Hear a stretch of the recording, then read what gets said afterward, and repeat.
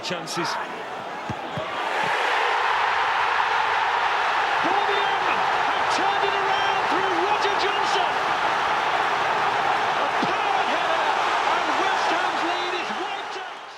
Hello and welcome to the Blues Focus podcast with me, your host, John Graham.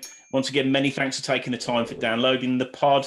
And as we say, all of the pods can be found on bluesfocuspod.co.uk. If you're downloading iTunes, then please rate, leave a comment, good or bad. We like to pick up on all comments that we can and discuss them in various pods. Today, as ever, I've got Tom Oxland with me. How are you, Tom? Good, thanks, mate. You? Yeah, very, very well. And we're really, really lucky to have yet again another sort of legend of the club, certainly over more recent times than maybe a few of the players that have come on. So, Roger Johnson, many thanks for taking the time to join us. No problem at all. No problem. Good man. Just quickly before we get going, just want to give a little shout out to our Patreon page. Go check it out. Link will be in the description. Few shout outs to current Patreons, JM Real, Simon Evans and Balbone North. So thank you to you guys for donating to the Patreon page. So Roger, just to give it I guess a bit of background for, I think we probably all know, but played for the probably good side in the Premiership, scored on a couple of occasions. One in particular does stand out, which I think we'll touch on at one point during the pod. But yeah, just look, given where we are at the moment, and we will cover off your views on, I think, where Blues are currently. Just the difference 10 years makes. Doesn't sound a long time, but feels like a bloody eternity ago. But before we get onto that, be really interested to understand, was football always your passion as a lad? Was it something that you were sort of, kicking a ball around as a nipper? Is that where your head was at from the get-go, or is it something that happened later on in life for you? No, it was. I mean, as a young lad, all I wanted to do is play football. Not blessed with massive football ability. I mean, young kids I see nowadays doing tricks and the work they've got them doing is above and beyond what my youth was like. But yeah, I wanted to be a footballer. I just had the mindset and heart to want to be a footballer. And anyone told me I couldn't, then that was me. And that's me in life, really. If someone says, I bet you can't do it, I bet you I can, kind of thing. So I wouldn't advise it, that strategy to young kids of today, because I kind of just ignored school. All the teachers saying, you won't make it, you need to have an education. My mum and dad, they backed me to the hilt, but obviously tried to get me to do the education. But I was one track mind, and thankfully enough, I put all my eggs in one basket, and thankfully it paid off. Just on that, was that at sort of, I guess, from those more formative years around sort of teenage years? Were you? I know you'd sort of got involved with Wycombe pretty early on, but were you playing sort of local football and then? I know something. Sorry, go on. No, I was going to say before that I was at Chelsea. Well, I moved to Bournemouth when I was about 11, but I was at Chelsea from 8 to 12. But obviously that journey, they trained Monday, Thursdays, like Battersea on a Monday and Harlington on a Thursday. So it was my mum would pick me up. The headmaster knew what I was like, and we got on. And that was me at middle school. This is sort of, I was still going up there in year 8, I think, year 7, year 8, and he let me finish early because my mum was just waiting in the car park to slap me all the way from Bournemouth to London. On a Thursday night, trying to get into Battersea in the central London. So yeah, I mean, my mum and dad, bless them, they did everything for me in that sense. But it was just at that age, it was just too far to go in the end. Yeah. It took its toll on my parents. So then I had a brief spell at Bournemouth under Sean O'Driscoll and Tony Pulis, the academy there, and then went to Portsmouth. And sort of stayed there till I was 15, and it's changed now. It's a scholarship, isn't it? The old school was YTS, 2 years YTS. You're either good enough or you're not, and if you're not, you're out. So yeah, but at that stage, they decided not to offer me a YTS. So at that stage, I thought my world was over. I thought, Christ, what am I going to do now? And I was playing for the county. I was playing for Dorset. And a Wycombe scout was there and just said, look, we want you to come up for 2 weeks and train with us with the youth setup. And within I played one game, and I think at 3 training sessions, they just said, yeah, we want to offer you a YTS. Brilliant. And did you feel maybe because you'd had a couple of knockbacks, did you feel that did you play with a bit more freedom, or did you feel the pressure was on and think, shit, this is my last chance, I really need to go for it? What was it different when you got to Wycombe? Well, I mean, I always thought I'd make it in my head. I don't really feel pressure. I just crack on. I just get on with it. So yeah, I didn't view it as a last chance at all. I thought I should have had a YT at Portsmouth. But for whatever reason, they thought differently. The lads they gave YTSs to in my position, none of them made it in the game. So that was a wrong decision on their part. Okay. But in hindsight, it's a great thing for me to maybe have that that knockback. So it made me want it even more. Sure. So when the Wycombe thing come up, I just thought, right, I want to give this everything and then dive into it. And fortunately enough, I was lucky enough to play in my first year of my YTS as in the first team. Yeah. So I think at the time you were maybe, I think just doing some research, I think you made your debut at 17, and I think probably the youngest to play for the first. So we were speaking to another ex-player, Paul Tate, a couple of weeks ago, and I think he played for Blues 16, 17, and he said, I think in fairness, totally different personalities, but I think he was very much, he didn't feel he was ready for it. How did you view it when you made that sort of start? Well, you've got to think about football back then. I was a 17-year-old playing in a team of men. Yeah. I think the average age back then was 30, something like that. Yeah. So nowadays, football's changed tenfold. So going into that sort of that dynamic of grown men, and back then you were allowed to give the kids a bit of a wallop. So yeah, it was daunting, but I thought, I'm there on merit. Laurie Sanchez was the manager, pulled me in, and just said, look, I want to take you with the first team, and came on second half and made my debut against Trevor Benjamin. We won 2-1 away at Cambridge. Never forget it, and it was just brilliant, absolutely brilliant. And then sort of from that day, my second year, they didn't give me a pro straight away. They made me sort of still, look, you're YTS, you've done well, kept me grounded, still doing jobs, still clearing out boots and skips and whatsoever. And yeah, it made me want it more. I mean, my mum will tell you, I was a terror as a kid, school, home life. But because I knew I wanted to be a footballer that badly, going into that environment, it was yes sir, no sir, go and make me a tea, clear that bit. Like, yeah, of course I'm going to do it. No attitude there, because I wanted to be in that environment. And if it took me cleaning a million pairs of boots and clearing out whatever I needed to do, mopping floors, yeah, of course I'll do it. So that side of it, I mean, I was in the first team at one point, and I was still having to do jobs after the game. So, Jesus. Yeah, it was good times. I wouldn't change it for the world. And I think it made me the person I am today, because it's not. I look nowadays at some of the kids, and Christ, they got it easy.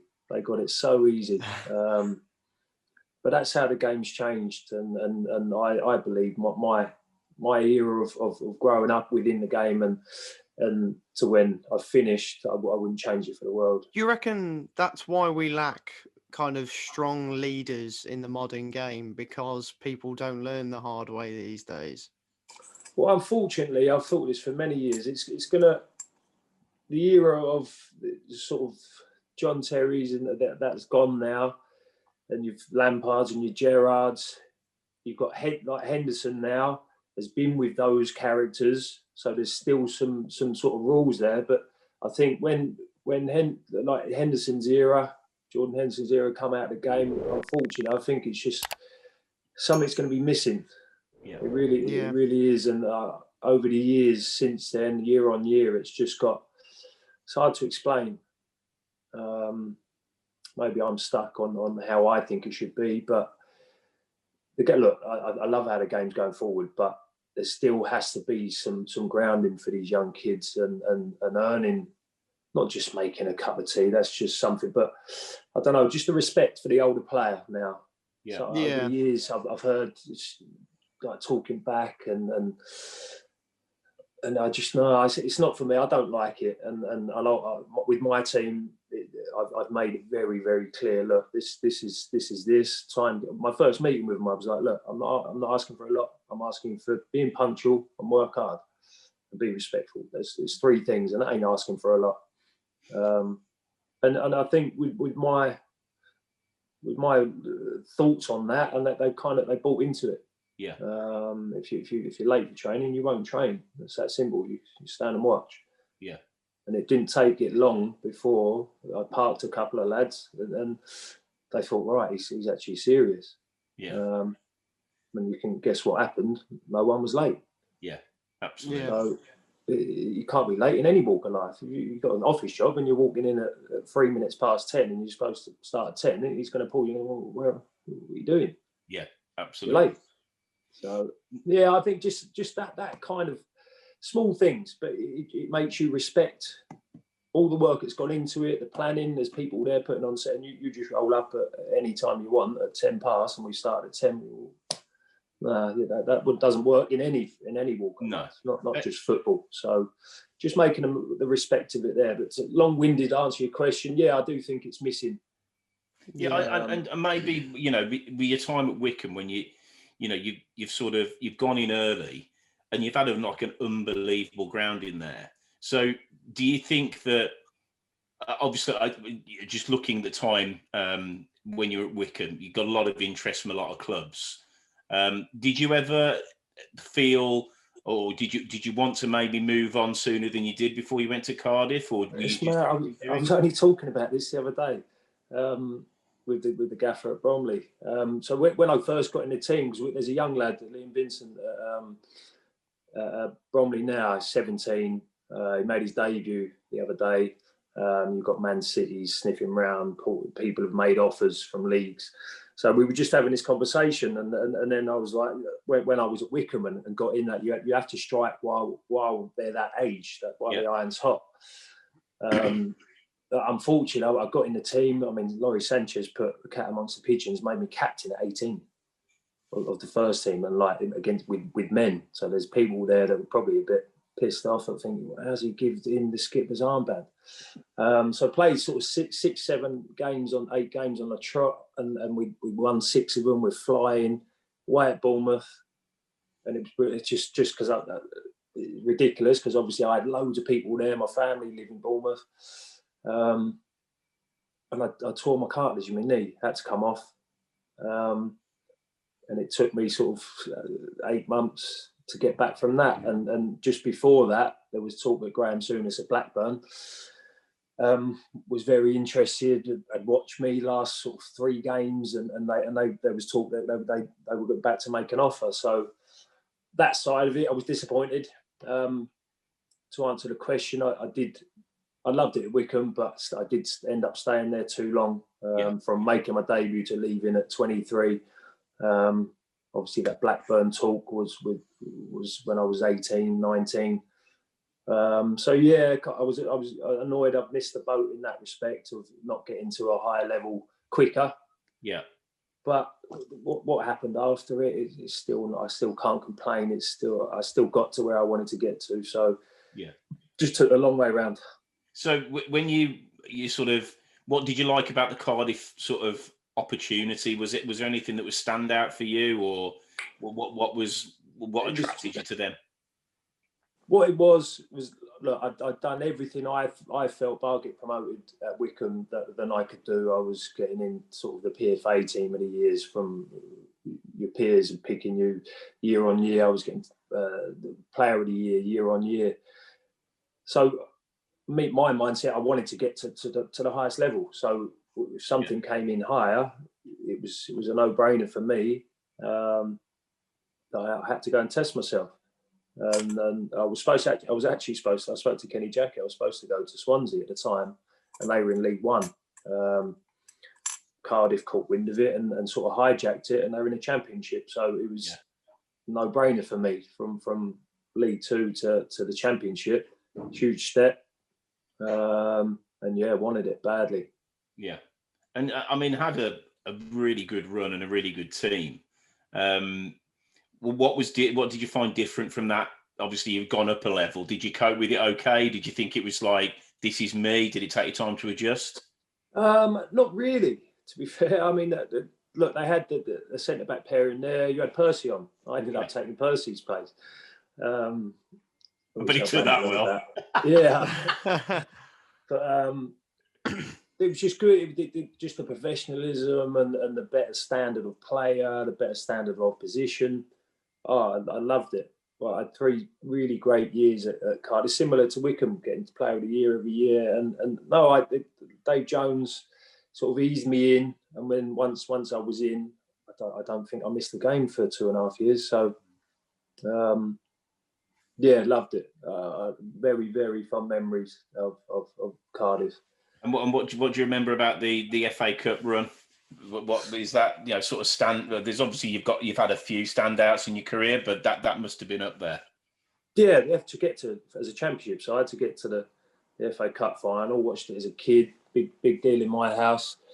And to play in it, was some players play their whole career and don't get to any sort of final to try and win silverware. So to get to the final was above and beyond for the club, for me personally, and just shame it didn't go our way on the day, but we certainly made a good account of ourselves. And that day that made me feel that hurt helped me years later when I got back to another one. Yeah, for sure. So which is a nice sort of segue to very successful at Cardiff. And I think Blues had been, if rumours are true, who knows in football, probably made a couple of approaches for you before we actually landed you. So again, what were your first impressions when you came to the Blues? What did you think of the club? A good start, great start. I mean, it was very professional when I signed. Again, when it came about and my agent rang me, I said, "Look, get it done. Get it done." My goal in life as a kid was to play in the Premier League, so just get it done. But yeah, coming to Birmingham, nice big ground, and it was just professional. I remember it very, very fondly. It was tough to leave Cardiff because it was in your comfort zone, but it was just another step. I wanted to get there and made that choice. So yeah, I'm going. Settled in well, and I think that he has to take some credit. The gaffer, Alex McLeish, he moulded a good, hard to beat team together with a bit of ex-pros, a few kids. I mean, Scotty, we weren't tested in the Premier League at all, and he thought we'd be good enough. And moulded that team together of, like I said, ex-pros like Bowes and Curry, brought Fergie down, vast amounts of experience, and just it worked, didn't it? It did work. Well, yeah, it did. I mean, it definitely did. And for you, when you joined, chunk of change for a team like Blues. Did you feel any pressure coming for a fair amount of money? Yeah, but was that just something that you thought a lot of, or is just like, well, this is what I've always wanted, so we crack on? I'll be honest with you, the price tag really didn't come into my mind. It was my own pressure on myself to think, right, you're here. This is where you wanted to get to. Are you good enough? So I heaped pressure on myself in that sense. I'll be honest with you, I didn't think about the price tag at all, because from the steps I'd taken from Wycombe to theirs, yes, it's been great. Okay, gone there, yes, it's been great. Successful, playing well. I wasn't used to not playing well. I'm not trying to sound big-headed, because later in my career that happened to me. So, but the train that I was on to get me to that final point where I wanted to get to, based on past history, I just felt, oh, you'll be fine. You'll be fine. Yeah. It kind of went that way. So yeah, definitely. I mean, I think you played 38 games in that sort of first season, and I think for a lot of Blues fans watching, there's never normally it's never normally easy. And I'm not saying finishing ninth in the Premiership is easy, but it just seemed to be that it just got sorted really early on. And I think we were talking earlier, your partnership with Scott Dan, how did that, was it just immediate? Why was that so successful in your mind? Well, you got two lads there that hadn't played in the Premier League who wanted to play there, wanted to impress, wanted to do well, both enjoyed defending. Yeah. And we got on. So, yeah, I mean, it was I can't really say one reason why it works, but a lot of all them things put together, yeah, it was a successful partnership. Not just us two. You had Kari right back. You had Bridget, defenders, people that want to not fussed about bombing on, and you had Fergie there, knew his role, just sat in front of us, and it worked. And you have to give the manager plaudits for that. Just we were so hard to beat, and yes, we didn't score many goals, but we didn't really ship any. So we either draw 0-0 or we win 1-0. Speaking on that kind of record-breaking season for Blues, finishing ninth and whatnot, I think me in particular and a lot of other fans would feel the only thing that was missing from that season was probably a victory over Villa, to be honest. And that Villa away game, we played so well.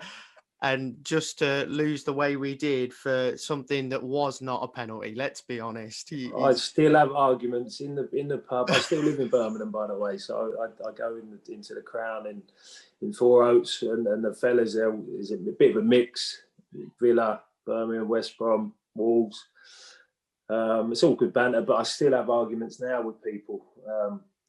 Because in my eyes, look, if it was a penalty, I'd say, do you know what? After seeing the replay, I don't need to see the replay. I know I played the ball, and I think the video evidence.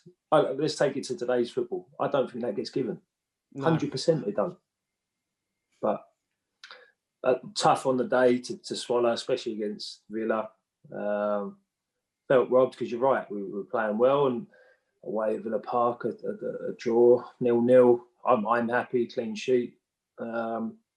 So to lose in that way, I was annoyed, very annoyed. Yeah.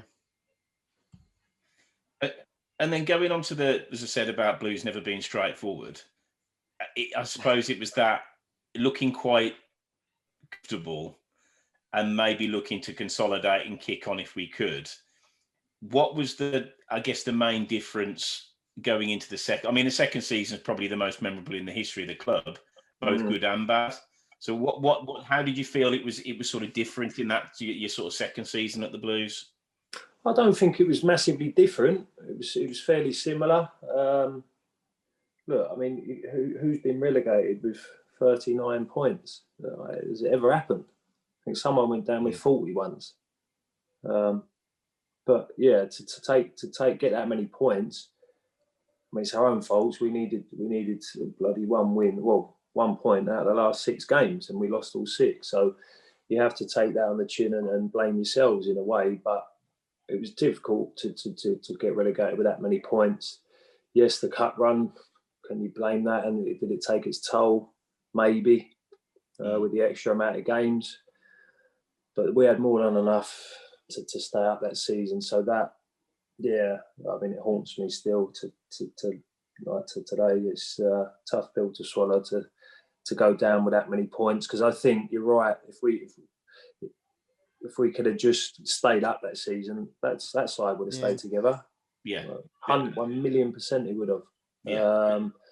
And then probably cutting it that fine into the final day, that might have got a bit of backing, sign another couple of players, refreshing it, and you could be looking at a different story with Birmingham and in the past 10 years. So, yeah, definitely. And do you think we had some? I think we had some key injuries, and obviously Scott Dan was out for quite a while.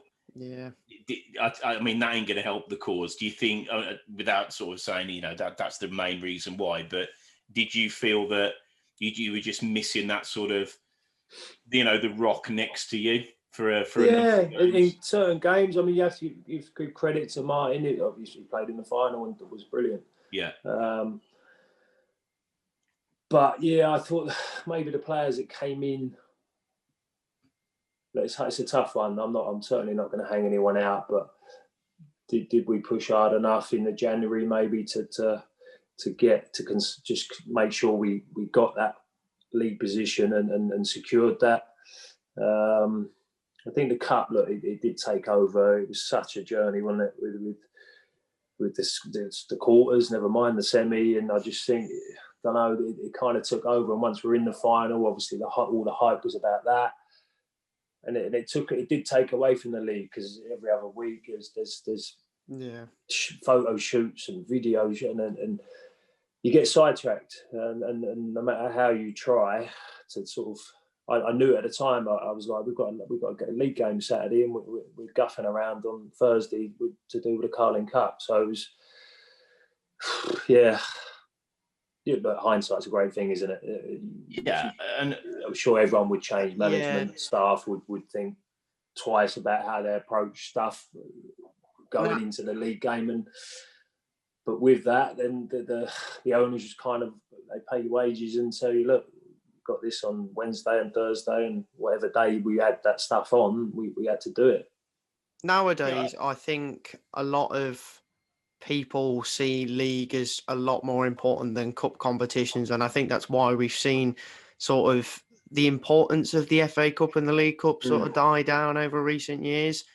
But I think a question for you personally, if I know your question, would I swap that cup for staying in the league? Yes, I would. Really? Yeah. Wow. Yeah, as much as I loved it, and it's the highlight of my career, league in my head, to stay in the league, that's an achievement in itself. Yeah. And I wanted to stay at Birmingham and go again the third season. Yeah. So, yeah, it ended up me leaving Birmingham due to it. So yeah. And I suppose on that, you know, with the team, you know, the whole thing broke up. It was sort of, you know, the euphoria followed by, you know, the worst possible outcome. That team should have never gone down on paper. No, I mean, ask yourselves a question. As Blue Noses, and yes, it was the best day of our lives. It is a tough question, but what happened after that relegation? Would you have wanted to stay in the Premier League and that side stay together and add to that squad, or have that one day out at Wembley and the semi-final and the quarter-final? Yes, it was great.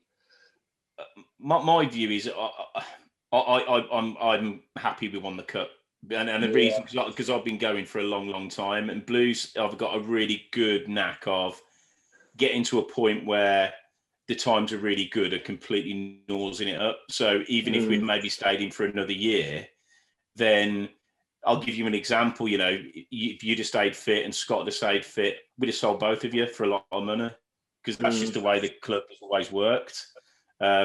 So for me, probably from a selfish point of view, because we can't dine out on much, and you know, I'm still dining out on that. Oh, so am I. Maybe still the most successful Midlands club. I'm making the wrong choice. No, I take it back. Do you know what? I'd find that so hard to answer. It just depends where we'd be down the line, really, I think. But you can never know. Well, you do know, because look where the club are after that. So the 5 years following that, even go 3 years following that. Yeah, and I think that you know, post that side breaking up. So obviously you moved on to Wolves then. As you said, you didn't want to go, but obviously, you know, you wanted to maintain your career and what you were doing. How did you adjust to it, to go into a club maybe where, you know, by your own admission, probably wanted to be somewhere else? Did that loss and the hurt of relegation have an impact on you when you went into Wolves? Yeah, I mean, look, I've done so many things about the Wolves saga, and again, hindsight is a great thing. Would I have gone? These are questions that you can only be asked after something's gone wrong. So look, I mean, I've said it loads of times. I'll say it again, but I didn't want to leave Birmingham. They asked me, look, didn't ask me. They said, look, you've got to go.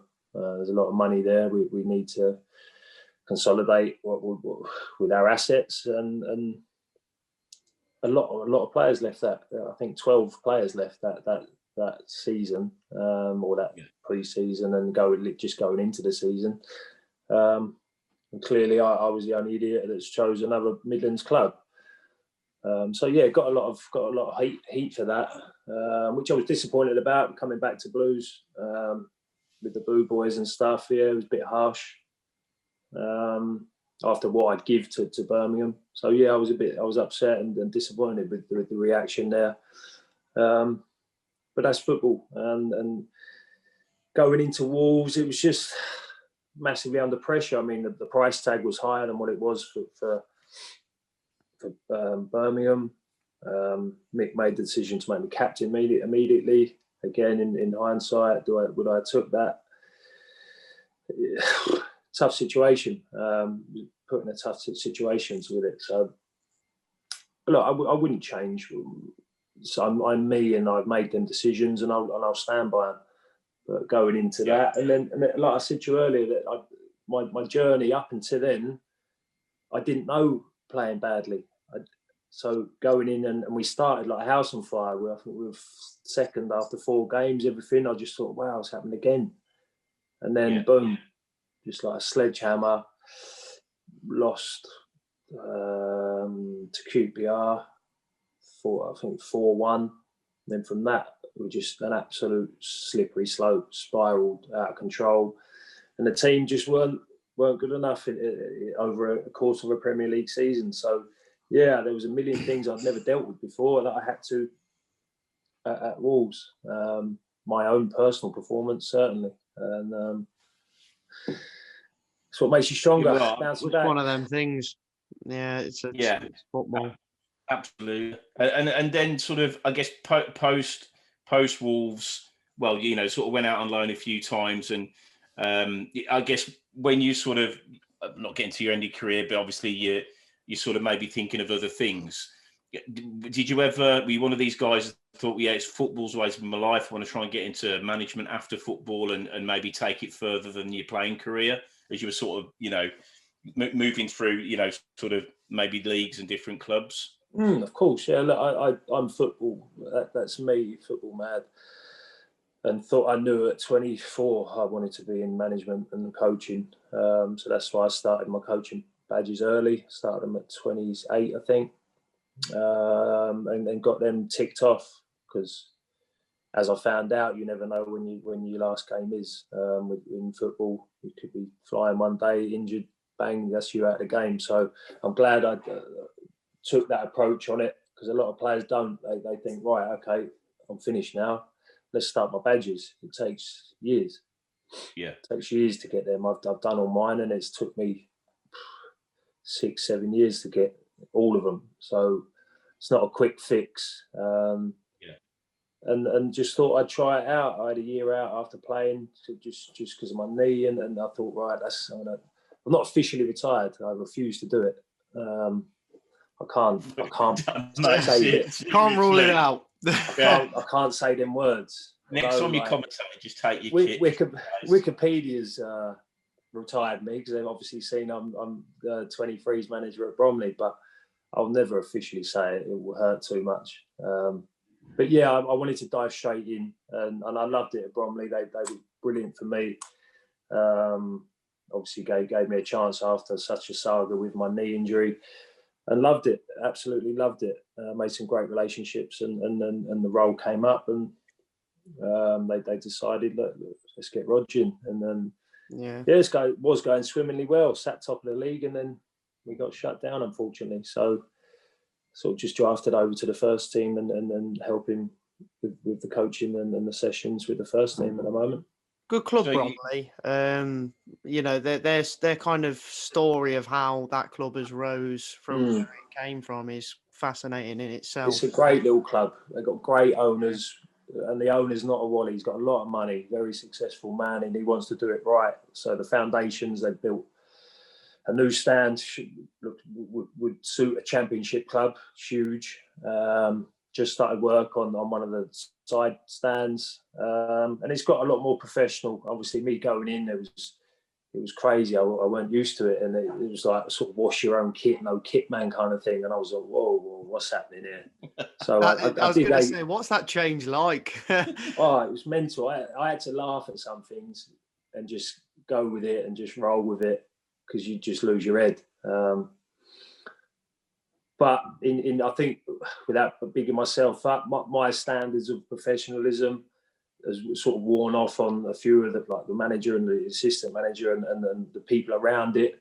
Well, why isn't this there? Why isn't that there? Look, I know it's all money related, but the club is on a massive rise in my eyes. The academy's humongous. There's 400 kids in the academy. It's better than some championship academies. Yeah, they're going the right way. The owner's not trying to buy the league. He wants to do it right. Give people deals when they deserve them. They've just started handing out 2-year contracts. It's never been heard of. It's always, look, he has a year's contract, and we'll revisit it. But no, they're going in the right way, and with good management and good owners. So yeah, I'm enjoying it. Just trying out things. Like, I've got my own team, and I try sessions, what works, what doesn't work, formations, and just getting the boys to buy into how I work and my thought process on the game. You want to become a manager one day? Management, definitely, yeah. I'm happy learning at the moment. Be the worst case scenario, could be chucked into a job and you're right in the spotlight, and your first job could be your last. So I want to, when I go in, I want to be the right loaded. Time. Yeah. I'm not forcing it. I've got no ulterior motive at Bromley. I'm learning as I go. I have my philosophy on football, and I'm putting that through to my team at the moment. And yeah, I've been with the first team as well, and they ask my opinions, and it's just nice to be in and around the game and just helping in whatever way I can. Yeah. So see where the future takes us. So you're obviously at a club now that, as you just said, sort of good owner, well run, good gaffer. So moving nicely. I know what's coming. I know what's coming. It's such a great chat. Shall we just end it there? As I said at the beginning, it's really good to get, I think, maybe a bit more of maybe a calming perspective on where the club's at. So, start of the season, Karanka's appointed. What was your first thoughts? And then as the season's gone on, what have your sort of observations been? Well, initially I thought brilliant. And I actually did the first game for, I think it was BBC West Midlands, and watched the Brentford game. Yeah. And what a performance. I just thought brilliant. He's only been here so long, and he's got them. I did the season before, and it was, no disrespect to anyone, but it was a car crash. And I just thought, where is this team going? So to come back the following season and see Karanka in, I thought great appointment. Give them a bit of an identity. Be hard to beat. Of which that Brentford game, they could have played another 90 minutes and not scored. So it was nice to see, and I thought, yeah, that's a good appointment. That's good. This could be good. This could be a good appointment this season for Blues. Since it's very up and down, isn't it? Some game I've done 5 or 6 games, and some games it's there, and they'll go and get a great result, and then the following game it's the complete opposite. So the Wycombe game should have gone on and won 3 and 4. End up losing the game. Two totally different performances. First half was great. Second half just capitulated. So yeah, it's a tough watch, and I feel for the Birmingham fans at the moment because, as I said, it's a high, and then there's a few lows, and then there'll be a high, and then there's a few more lows, and it's just there's no what's the word I'm looking for? There's no it's just, they're not stringing it together in just being solid for a period of time. No consistency in that. That was the word I was looking for. No consistency. It's a bit up and down, isn't it? So, as a fan, tough to watch. I mean, what would you? I think what do you think's missing? I know consistency 100%, and I would wholeheartedly agree that it's been. We had a couple of really good performances. Well, God, I don't know how long ago. It feels like it forever ago. But yeah, I mean, the middle for a win away. Yeah, no one would have seen that coming. So that's what I'm talking about. To go away, keep a clean sheet, and win 1-0. That's brilliant. And then you come back and perform like they did at Preston. Yeah, at home. Yeah. So, and I think maybe that sort of, I think where we're at now, sort of Cov, Wycombe, obviously Luton. There just seems to be this. I don't know. What do you think's missing? If you looked at that team and said, right, apart from just where do you think you if in your view you'd say, right, if we did X, it'd have the biggest impact? It's a tough question. Everywhere. It's going to be my. I don't want to hang anyone out, and that's fair enough. A few people at Blues and Karanka, I believe he's a good manager. There is right. There's clearly something missing. Yeah. But I will say, the only thing I'll say, when the games I've watched and I'm very fond of the 4-2-3-1. Sometimes I feel as though the players don't know how to play it. Yeah. Very, very defensive, but it's a great format. I play it with my 23s, and they've really bought into it. And I'm defensive, very, very defensive minded. So I thought, right, I'm not just going to go 4-4-2. I want to be attacking, but I want to be so solid defensively. And I believe that's the best formation, certainly for me, and how I process the game, because you're so solid when you haven't got the ball. Yeah. But when you have got the ball, you can sometimes get 5-6 players into the box. So just games when I see it and I see the patterns happening and they're keeping it one side to the other, that's great. They don't bomb on the players that should be bombing on. They still stay in that, and then it gets broke down too easily, and possession gets lost. That's the only thing I can say. Certainly with that formation, I'm certainly not going to dig out Karanka's methods on how his team should play and our players giving it 100%. I don't know that. That's for the team and the manager to sort out. It's one of them, really. I suppose if you were Karanka, would you be open to trying something maybe like a kind of direct approach in a 4-4-2 that's worked for Blues before?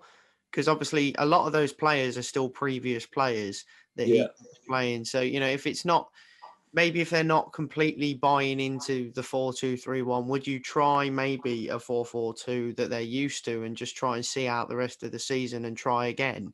Well, look, sometimes you've got to win ugly, and the fans have to deal with it. You'd rather win ugly and if we're talking about a win than, we've lost 2-0 again. So, massively. You've got one of the best centre forwards for heading the ball in the league. Yeah.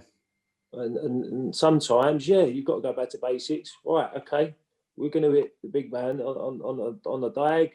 Yes, play a bit of football, but predominantly we're going to hit him. Have runners off him. Yeah. See what happens. Pen sides in, because from a defender's point of view, you'd rather not deal with that for 90 minutes. But look, perfect for me because I'll just go and edit. But sometimes if you're penned in and you can't get out, So when you are clearing it, you're just giving it straight back, and their first thought is to just bomb it straight back in. That's hard for 90 minutes. That's hard to deal with. Yeah. So maybe it is going to take that. And I think, Roger, on some of the commentaries that I've heard you do, where certainly from just looking from, as you said, from a defender's point of view, if you've got somebody like Dukey, you're marking Dukey, and you've got a Mark Roberts, and I know the throw-ins never work, but that aside, when there's like 15 minutes to go and it's 0-0 or you need a goal, we have got, I believe, we've got some assets there that you're absolutely right. It isn't pretty. It ain't Brazil 1970. But at the moment, what we just need to do is just some sort of method of just trying to ruffle a few feathers and getting involved. Back to basics. Yeah, I do believe in it. And sometimes it has to be done. It has to be done. And it won't be the first manager if he does decide to do it, that hasn't done it before. It's if you're not winning games, right? Okay, what can we change? What can we do now? Yeah, reverts. You play to your strengths. Like I said, you've got Dukey there, one of the best headers of the ball in the league. So he pins people. So just bring the pretty players in, running off him, go and finish. Brilliant. See if it works. I don't know. Football's tough. Everyone's a manager, aren't they? Yeah, absolutely. And so, Tom, have you got a few questions from the fans? Yeah. That you can plead the fifth if you want to, Roger. I appreciate that some of these might be a bit direct. So if you want I don't mind. I'm very direct myself, so I'll give a direct answer. Yeah. So we have some questions from fans, and we lost the questions we had on Instagram, so I've kind of just chucked a few in myself. Okay. But starting with the questions on Twitter, this one's from Tom. Does he have a spare pair of boots and fancy a game?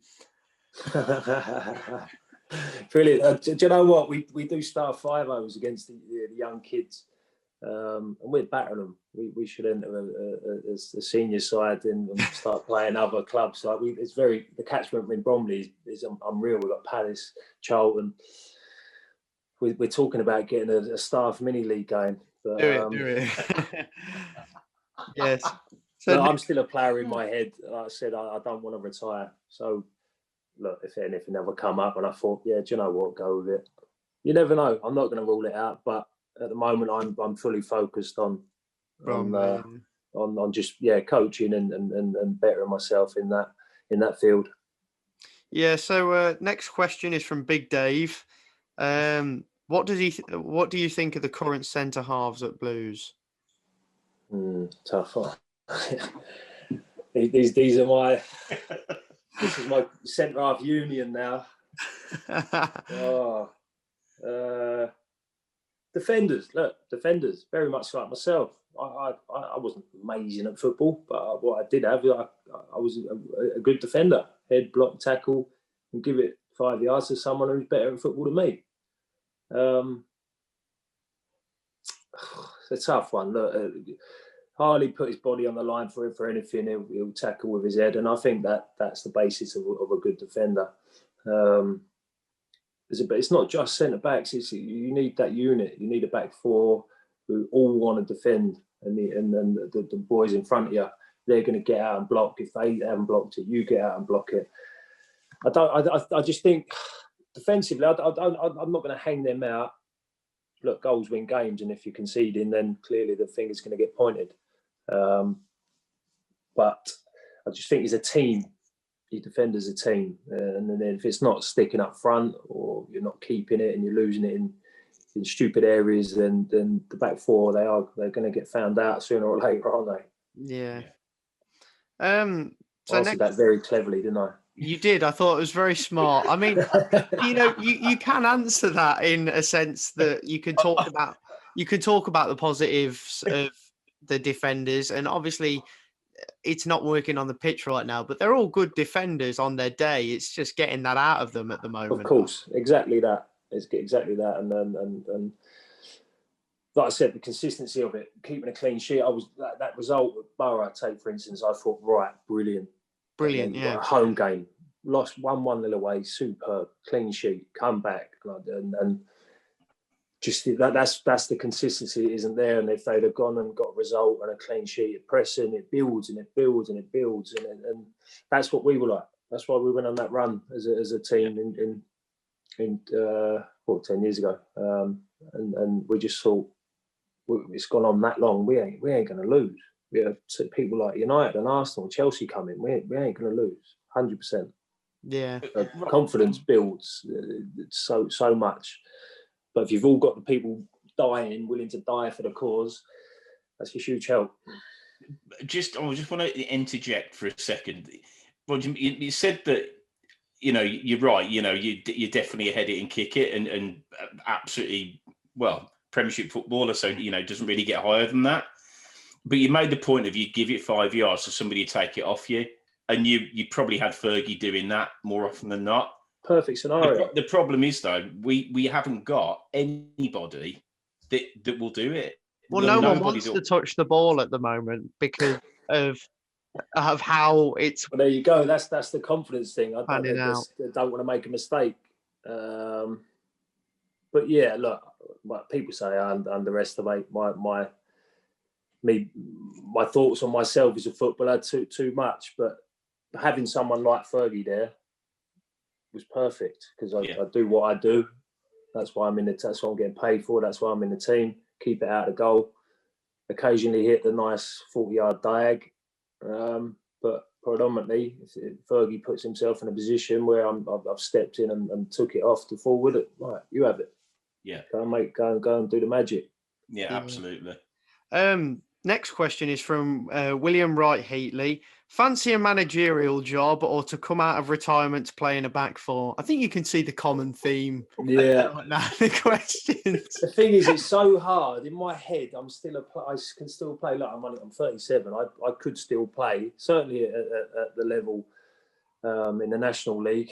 Although it's a very good league. That you get some players that have played league football, Premier League football, dropping down into them divisions later in their careers, or certainly in this climate of COVID, there ain't many contracts being offered, and sometimes you've got to drop your ego, and if you want to play, you soon find out who still actually loves the game and wants to play, or it's just a pound note. And that's why I did it. I thought, well, I'm not going to just stop now. If that's my knee, get on with it, and go play and go and enjoy it. I get what everyone's trying to do, but at the moment, I'm loving management. Yeah, that's fair enough. Unless Blues need me in the middle of a 3, I'm not coming out of retirement, but I'm not retired yet. So I'm confusing you. I'm confusing myself. I'm not retired, but yeah, I am. Yeah. This next question is from Neil Evans. I'd like to ask him what makes a good manager that makes a team successful and like you really want to play for them. And he said Karanka has a lot of experience and I'm sure a lot of tactical knowledge, but from the outside, he doesn't seem all that inspirational, just a bit emotionless on the sideline. Yeah. Well, look, I'm new to the game. I know how I'll behave, and I do. I'm screaming and shouting in my games and wanting to fight the opposition manager, and just I want to be out there, and I die for my team and whoever I'm in charge of. We're as one. So, and that's what I'm so pleased about with the kids at Bromley, because they bought into what I'm about. So that I believe that fans want to see someone maybe jumping around. Best manager just won the Premier League. Klopp's like it. Yes, he's got the respect to the players. Yes, he's good tactically. He knows the game, but he's got the passion there as well. I think it's huge. There's many managers that I look at, and some I've played for, and I look at them and I think, are you going to get the best out of me? Are you going to get me up for this game?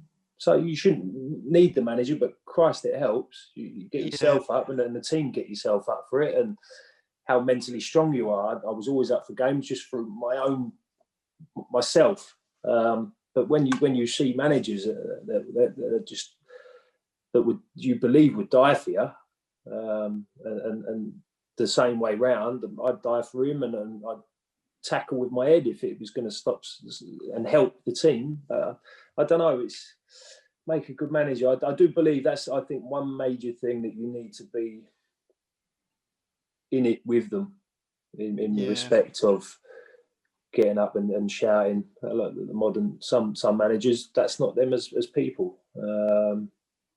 Who was the best manager you played under? I was going to say that next. One of my questions would be, who's your manager?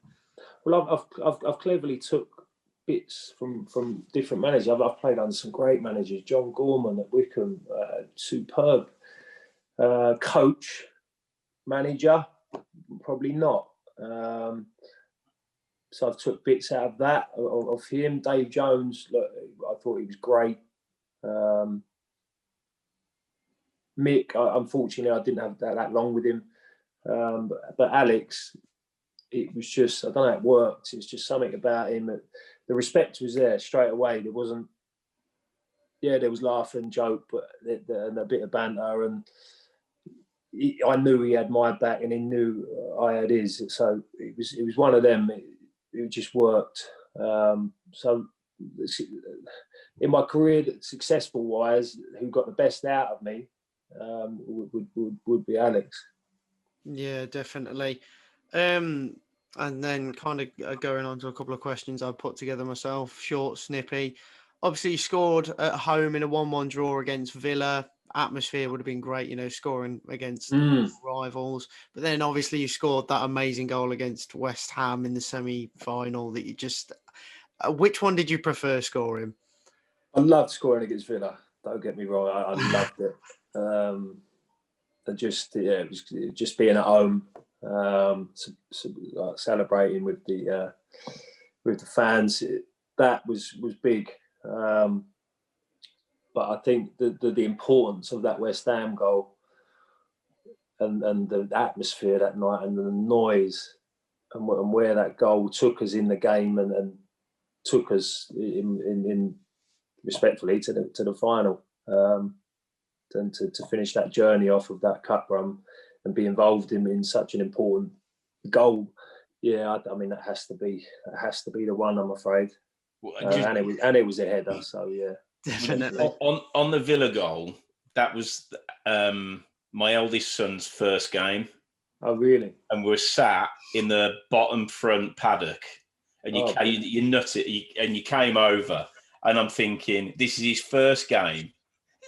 We just scored against Villa, and it was absolutely unbelievable. He's a mad blue nose now, and the only thing that have bettered it is if we'd have won 1-0. Well, yeah, but I mean, just to see a score against Villa in his first game, he was a lucky lad. I certainly didn't get that. So that was one. Sorry to interject, but absolutely, one of the goals I'll never forget. We can just forget Collins. We don't need to think about him. But no, another question from me would be, I suppose, obviously a lot of people always, I suppose, unfair criticism because, you were kind of forced out for the money in the end because the club needed it. Would you have preferred to stay at Blues and build the club back up and, be a part of that European run that you'd earned, really? Exactly. Yeah, look, it was gutting. Look, I wanted to stay in the Premier League. First and foremost, I'd had a taste of it and loved it. But if I felt, well, one, I got asked to leave, so the conversation wasn't even there. But if I felt that the club were actually going to proper buy into, look, bouncing straight back and going for it, then look, I made decisions over my career and I have to be sold on it. And like I said, I'd waited so long to get to the promised land of the Premier League and loved every second of it with Birmingham. For it to be taken away in the way it did and a chance to go and play in it again, clearly it would have took a lot to sort of make me change. I'm not going to say I wouldn't have changed my mind, but it would have needed Birmingham to, one, want me, give me a deal, a decent deal that I feel that I would have earned just to back me as a player, and then prove to me that they're actually going to go and have a right go at bouncing back. Yeah. And that didn't happen. So yeah, look, if them things did happen, I'd have had a right decision to make. Definitely. Do you kind of do you feel like you missed out not being able to play in Europe though? Because I think that's devastated, absolutely devastated. You're right. I feel as though I was a big part to play in that, along with the team, and we all deserve to go and have a bash in that. Yeah. So yeah, it hurt. I was massively gutted to not play for Blues in that competition. Because look, it was great times. Absolutely loved every second of it. So the way it ended, it was bad taste in the end. I think times are. Obviously, to coin a phrase, time is a healer, isn't it? And I think to Blues fans now, the memory of you being, your association with Blues isn't how you left. It's what you did when you were there, and that's the way it is now. Absolutely, without a shadow of a doubt. And one thing that there's been a massive eye-opener, I think, for a lot of fans with listening to pods, the stuff that goes behind the scenes that fans never hear about, the conversations that happen, what's released into the public domain isn't always necessarily exactly what happened. And I think, that we probably should all maybe not believe everything that we read and everything that we see. Massively. I've always said it, don't believe everything you read. Social media's just took over the planet. So there's always someone that's going to have an opinion. And look, they're allowed that. But like I said earlier in the pod, I was gutted when I come back. I've been back to Wycombe, I've been back to Cardiff, and I'd standing ovations. And if I felt I earned it anywhere, it was certainly St Andrews. So to come back, and I've spoken to loads and loads of fans over the years, and they're like, no, it's a minority. It's a minority. At the time, it felt big. Overthinking it. Yeah. And I was gutted, devastated. It really is just because it was Wolves at the time, I think, and that's all I can think it was. Because as I said, I was one of 12 probably at left. But I get the Midlands thing. I get it was a rival club. Imagine if it was Villa. Spare thought for the gaffer. I wouldn't have done it. Very brave man.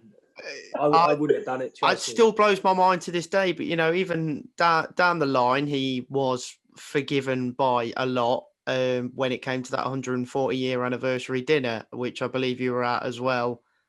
I was here. What was that like? Just reuniting with everybody. Oh, it was brilliant. Yeah, loved it. Yeah, just see the lads again. I'll tell you what has been really nice. Obviously, the 10 years anniversary. We're supposed to have had a big meal by now. Actually, it was this month. I actually think it was this weekend. 21st of February. We were due to go into one of the big buildings in Birmingham. Can't remember where it was to go and have a sit down. They'd sold all the tables and just get that cup squad back together. And I was really looking forward to it. But because of what's happened with COVID, I think it's been put back till May. But we'll see what happens with that. But just we've been doing podcasts and Zoom calls and just getting back and chatting about it. Like me, who was it the other day? Me, Fozzie, and Bose. I just sat there like cold, like the hair's standing up and thinking about it. Eyes filling up. It was just the emotion. It was nice to revisit it. But it's been on telly last. Yeah, seen it. I don't know if any of you've watched it or seen it. I keep getting Birmingham fans sending it to me. Channel 401. Retro, I just sit there. It's brilliant. I just watch it again. I was going to say, I've had plenty of times where I've sat down and rewatched the game with a beer in hand and then tears in eyes. Brilliant. So, it's just one of them. And when I think about stuff like that, I wouldn't change it. But then I don't know. It's just frustrating because I feel like that team was more than deserving to stay up, but injuries and stuff. No, I agree. Totally agree. Happens. It's so Rod, just one last one, I guess, before we wrap it up. Obviously, you played, as we've said, 2 fantastic seasons and amazing Blues teams. And you can answer this one without, I think, digging anybody out. If you could pick one player, we've asked it every player. Don't worry. If you could pick one player that you played with the Blues and drop them into the team now that you felt would have the most impact, who would it be and why?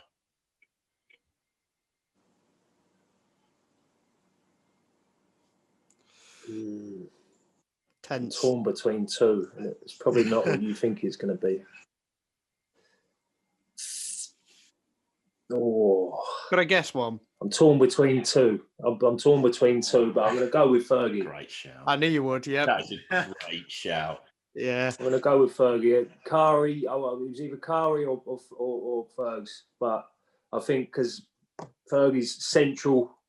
Kari right back can't. Yes, he can talk and he can instruct and give his how he was over, but out on the right. I just think centre of the pitch and the job that he did in securing that, picking out passes, and then the way he was as a bloke and a player, and the experience and the talking of it, and the understanding of the game. I think he would definitely help that side out at the moment. Yeah, I couldn't agree more. I mean, just one more quick question from me. Obviously, you spoke about the last 6 games and all we needed really was a point.